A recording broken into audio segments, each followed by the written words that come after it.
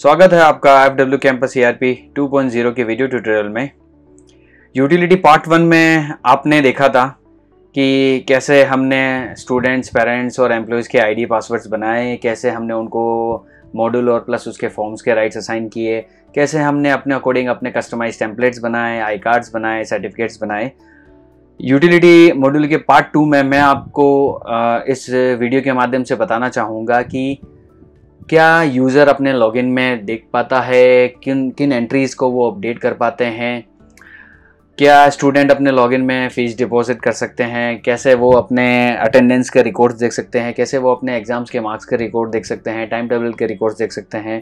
Parents login में parents particular अपने बच्चे की फ़ीस की डिटेल देख सकते हैं, टाइम टेबल देख सकते हैं, उसके अटेंडेंस का रिकॉर्ड देख सकते हैं, एग्ज़ाम्स के मार्क्स देख सकते हैं। तो वो सारी चीज़ें हैं जो मैं आपको इस वीडियो के माध्यम से आपको पार्ट 2 के अंदर बताऊंगा। तो चलिए चलते हैं। मैं फर्स्ट में आपको दिखाऊंगा एम्प्लॉय लॉगिन। इस एम्प्लॉय के लॉगिन के अंदर मैं जैसे अपना user name and password enter कर रहा हूँ, तो user name and password enter करने के बाद पर्टिकुलर जो एम्प्लॉय है वो अपने डैशबोर्ड स्क्रीन पर आ जाएगा। तो एक अच्छा सा सुंदर सा डैशबोर्ड यहाँ पर दिख जाएगा। तो यूटिलिटी पार्ट 1 के अंदर आपने देखा था कि हमने एक एक्सटर्नल रोल राइट्स वाला एक फॉर्म दे रखा था कि इसके अंदर हम कैसे डैशबोर्ड्स के अंदर वो रोल डिफाइन कर सकते हैं कि उनको क्या क्या चीज़ें हैं जो पर्टिकुलर उनके डैशबोर्ड्स पे व्यू करवानी है। स्टूडेंट्स के लिए आपको कुछ अलग व्यू करवाना है, एम्प्लॉयज़ के लिए कुछ अलग व्यू करवाना है। तो वो सारी चीज़ें हैं जो कि अपन यूटिलिटी पार्ट 1 के अंदर हमने देखी थी। तो यहाँ पर देख सकते हैं जैसे मैंने एक एम्प्लॉय लॉगिन किया हुआ है। एम्प्लॉय लॉगिन के अंदर आप देख सकते हैं उसको वेलकम मैसेज शो हो रहा है, उसको एक अच्छा सा डैशबोर्ड यहाँ पर व्यू हो रहा है। लेफ्ट हैंड साइड में यहाँ पर वो सारे मॉड्यूल्स जो हैं यहाँ पर व्यू हो रहे हैं।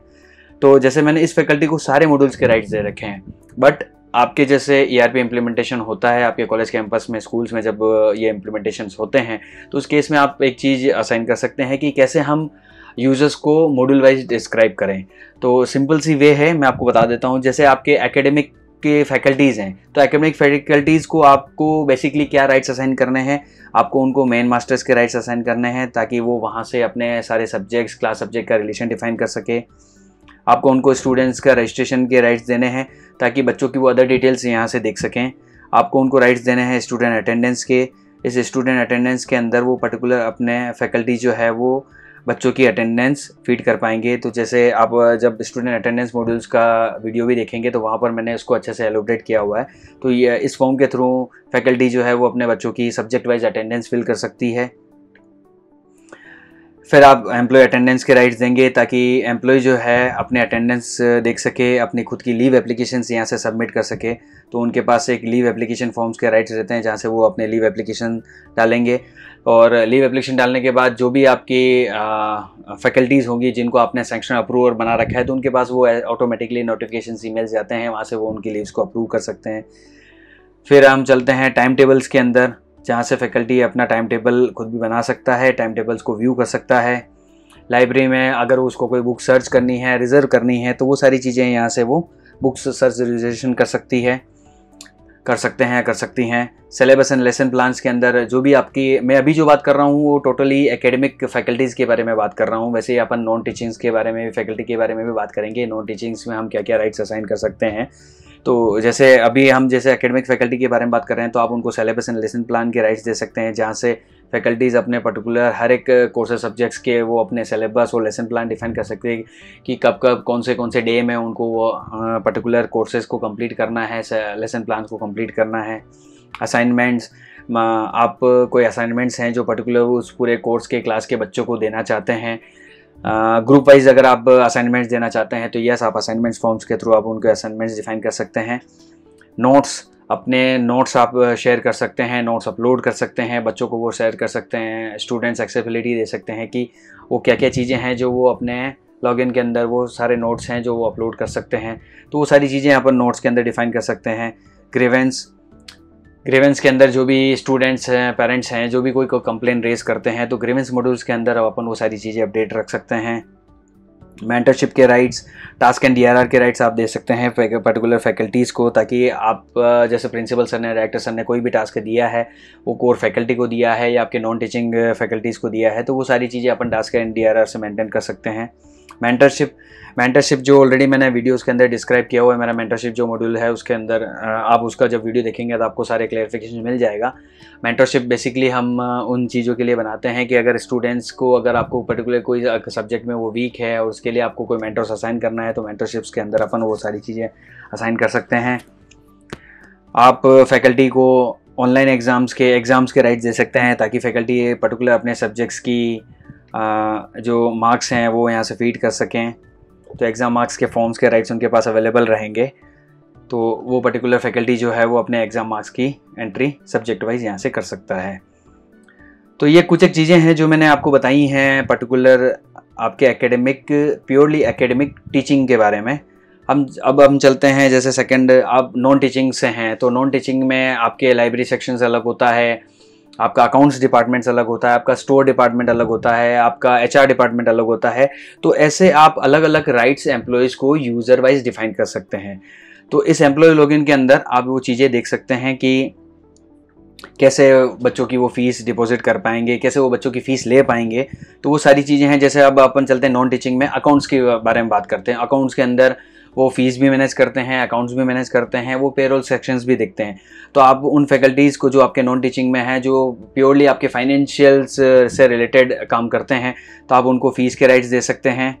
आप उनको हॉस्टल और मेस के राइट्स दे सकते हैं क्योंकि इनका भी फ़ीस का रिलेशंस असाइंड होता है। ट्रांसपोर्ट्स के राइट्स दे सकते हैं, तो जो भी आपके व्हीकल के एक्सपेंसेस होते हैं वो सारी ट्रांसपोर्ट्स के अंदर मेंटेन हो सकती है। आप उनको लाइब्रेरी के भी राइट्स दे सकते हैं, जहाँ पे भी आप लाइब्रेरी का फ़ाइन कलेक्शंस करते हैं तो वो फ़ाइन कलेक्शंस भी यहाँ से वो ले सकते हैं। आप उनको राइट्स दे सकते हैं पेरोल्स के, जहाँ से आपका सारा सैलरी का प्रोसेस होता है, एम्प्लॉयज़ की सैलरी यहाँ से जो है वो सारी चीज़ें मेंटेन कर सकते हैं। स्टॉक के राइट्स दे सकते हैं, तो जो भी आप नया माल परचेज रिसीव कर रहे हैं, आइटम्स परचेज रिसीव कर रहे हैं तो उनकी एंट्रीज शॉप आपके राइट्स दे सकते हैं। अकाउंट्स के राइट्स आप दे सकते हैं ताकि अकाउंट्स के अंदर आप आपकी balance sheet, income and expenditure, वो सारी चीज़ें हैं जो पर्टिकुलर आपकी जो फाइनेंशियल रिलेटेड जो मॉड्यूल्स हैं, आप उनको पर्टिकुलर आप नॉन टीचिंग से रिलेटेड जो फैकल्टीज़ है आप उनको वो राइट्स असाइन कर सकते हैं। नॉन टीचिंग के अंदर आपका स्टोर डिपार्टमेंट भी आता है जो प्योरली सिर्फ स्टोर का ही डेटा मेंटेन करता है, तो आप उनको प्योरली स्टॉक के डिपार्टमेंट के राइट्स दे सकते हैं, जहाँ से वो issue, return, purchase, receive, vendor को पेमेंट देना, वो सारी चीज़ें हैं जो स्टॉक के अंदर अपन उसको मेंटेन कर सकते हैं। तो ये कुछ एक चीज़ें हैं जो मैंने आपको बताई हैं एम्प्लॉय लॉगिन्स के अंदर, कि जहाँ से पर्टिकुलर फैकल्टीज़ को आप अपने यूज़र वाइज, डिपार्टमेंट वाइज आप उनको मॉडल्स और फॉर्म्स के राइट्स दे सकते हैं। अब हम नेक्स्ट चलते हैं स्टूडेंट लॉगिन के अंदर, कि स्टूडेंट अपने लॉगिन के अंदर क्या क्या चीज़ें वो व्यू कर पाएंगे।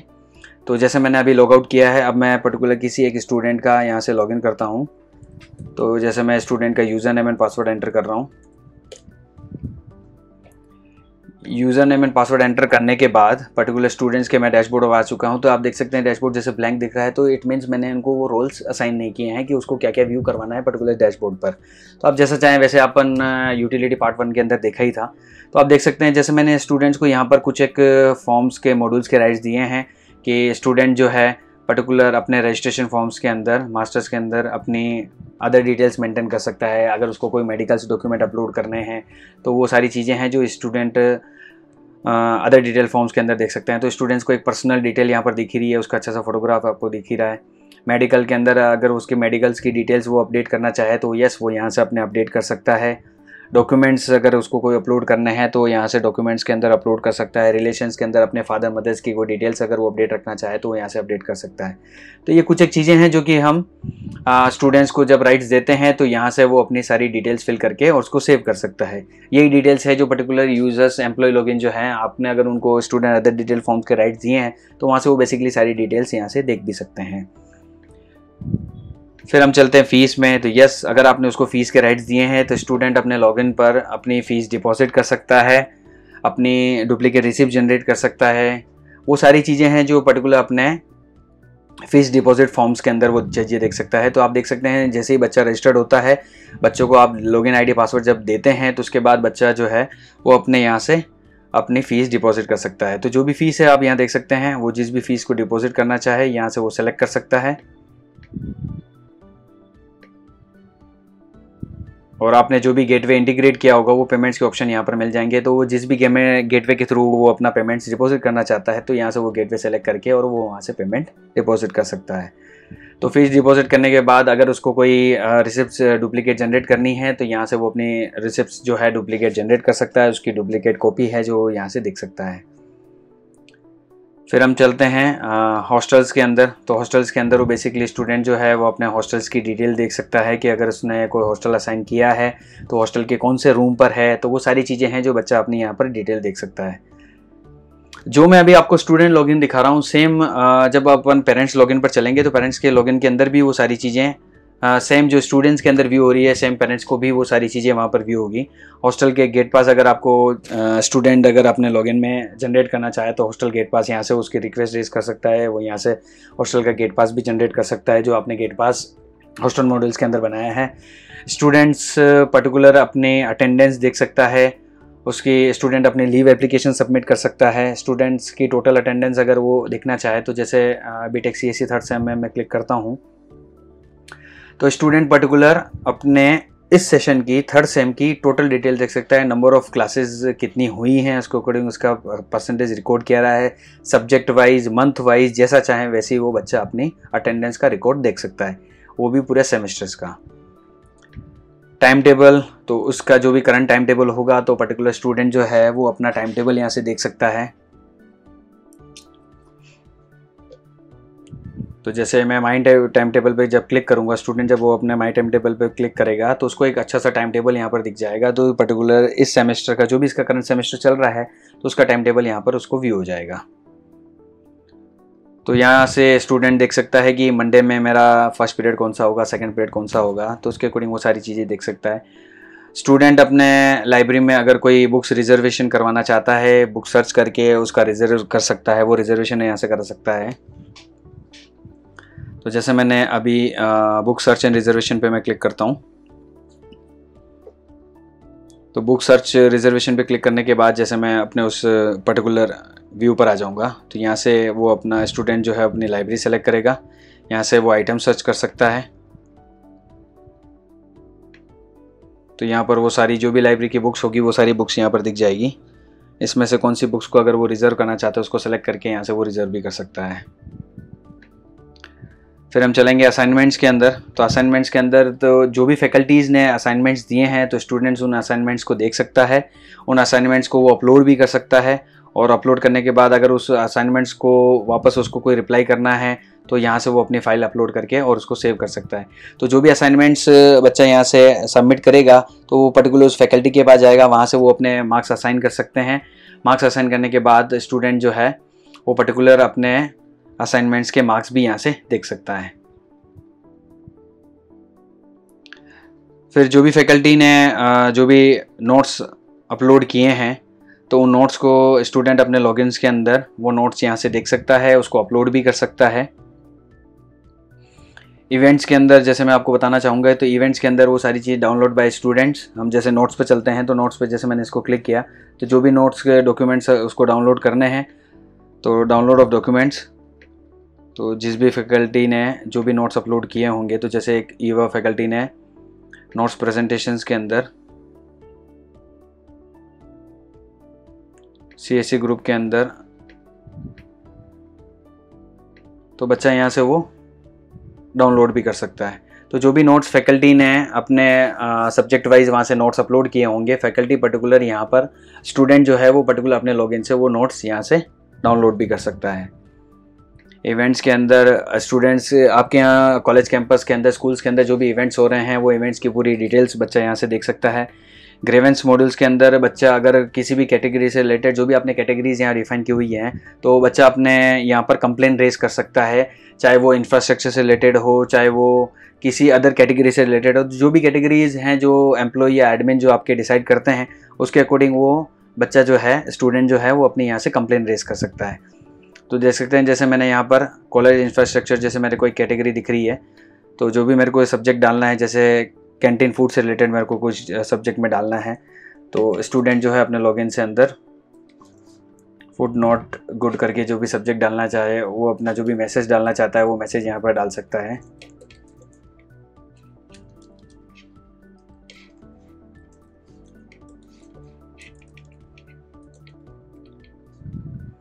तो ऐसे डाल के वो उसको सेव कर सकता है। तो वो अपनी एक ग्रेवेंस के अंदर एक अपनी कंप्लेन रेज कर सकता है। तो जो भी ग्रेवेंस मैंने स्टूडेंट ने रेज करी है, तो जो भी आपके पर्टिकुलर इस कैटेगरी से रिलेटेड जो भी स्टेक होल्डर होंगे उनके पास वो मैसेज चला जाएगा, नोटिफिकेशन चला जाएगा। वहाँ से वो जो भी उसका आंसर देना चाहते हैं या कंप्लेंट्स पे एक्शन लेना चाहते हैं, तो वो पर्टिकुलर एम्प्लॉय अपने लॉगिन पे देख के वो सारी चीज़ें अपडेट कर सकता है।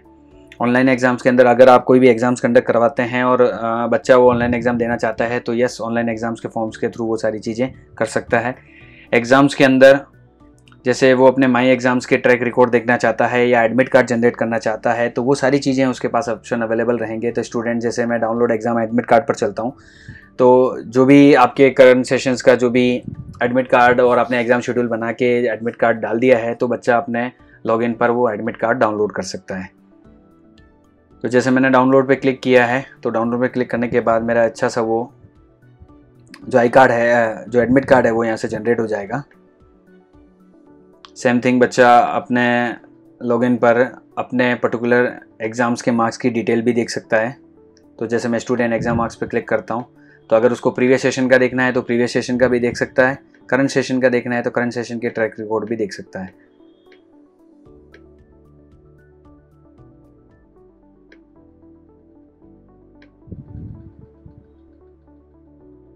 तो ये देख सकते हैं, ये एडमिट कार्ड मेरा डाउनलोड हो गया है। तो बच्चा अपने लॉगिन से एडमिट कार्ड भी डाउनलोड कर सकता है।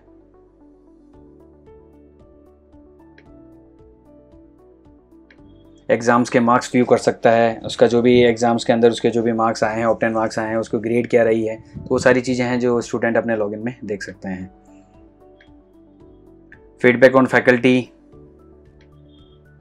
अगर वो किसी पर्टिकुलर फैकल्टी के लिए अपना फीडबैक देना चाहता है, उसको रैंकिंग असाइन करना चाहता है, तो साल भर में जब भी आपके कैंपस के अंदर, आपके यूनिवर्सिटी कॉलेज के अंदर, आपके इंस्टीट्यूट के अंदर या आपके स्कूल के अंदर अगर आप कोई फीडबैक करवाना चाहते हैं पर्टिकुलर उस फैकल्टी के लिए और सब्जेक्ट के लिए, तो उसके अकॉर्डिंग आप अपना फीडबैक बना सकते हैं। फीडबैक के अकॉर्डिंग जो भी आप फीडबैक असाइन करेंगे, तो उसके अकॉर्डिंग जो भी सब्जेक्ट वाइज उस टीचर को वो स्टूडेंट जो भी रैंकिंग असाइन करना चाहता है, स्कोर असाइन करना चाहता है, तो यहाँ से वो स्कोर असाइन कर सकता है। तो स्टूडेंट के लॉगिन के अंदर स्टूडेंट अपने पर्टिकुलर फैकल्टी के लिए, उस सब्जेक्ट के लिए वो फीडबैक और उसको रैंकिंग दे सकता है। टीपीओ के अंदर आप देख सकते हैं कि स्टूडेंट जो हैं आपके यहाँ पर कॉलेज इंस्टीट्यूट्स के अंदर, यूनिवर्सिटी के अंदर, अगर आपकी कोई कंपनीज आती हैं और बच्चा उस टीपीओ प्लेसमेंट्स के लिए अप्लाई करना चाहता है या किसी ट्रेनिंग के लिए आपके लेटर जनरेट करना चाहते हैं, तो वो सारी चीज़ें अपन ट्रेनिंग टीपीओ के अंदर मैनेज कर सकते हैं। तो ये मैंने दिखाया है आपको स्टूडेंट लॉगिन, जहाँ से पर्टिकुलर स्टूडेंट जो है अपने लॉगिन में क्या क्या चीज़ें वो देख सकता है। ऐसी बहुत सारी चीज़ें हैं जो कि आप राइट बेस्ड हैं, मॉड्यूल बेस्ड हैं, तो जो भी फॉर्म के आप मॉड्यूल्स के राइट्स देंगे उसके अकॉर्डिंग स्टूडेंट लॉगिन्स के अंदर वो बच्चा अपनी सारी डिटेल देख सकता है। अब हम चलते हैं last but not the least, parent login. Parent login के अंदर मैंने आपको बताया था यूटिलिटी पार्ट 1 के अंदर कि हम पेरेंट्स लॉगिन जब क्रिएट करते हैं तो उनको एक प्रीफिक्स अलॉट करते थे। जैसे मैंने यहाँ प्रीफिक्स में पी अलॉट किया है, तो ये मैं आपको जो दिखाना जा रहा हूँ वो है अपना पेरेंट लॉगिन। तो पेरेंट लॉगिन के अंदर पेरेंट जैसे ही अपना आईडी पासवर्ड एंटर करेंगे, तो एंटर करने के बाद पर्टिकुलर जो पेरेंट्स है वो अपने बच्चे के उस डिटेल्स को देख पाएंगे। तो यहाँ पर आ गया है सनायना पेरेंट्स। अब वो पर्टिकुलर जो पेरेंट्स है वो उस बच्चे की सेम डिटेल जैसे अपने स्टूडेंट लॉगिन के अंदर देखी थी, सेम वो अपने पेरेंट्स जो अपने लॉगिन पर वो सारे बच्चे की डिटेल देख सकते हैं।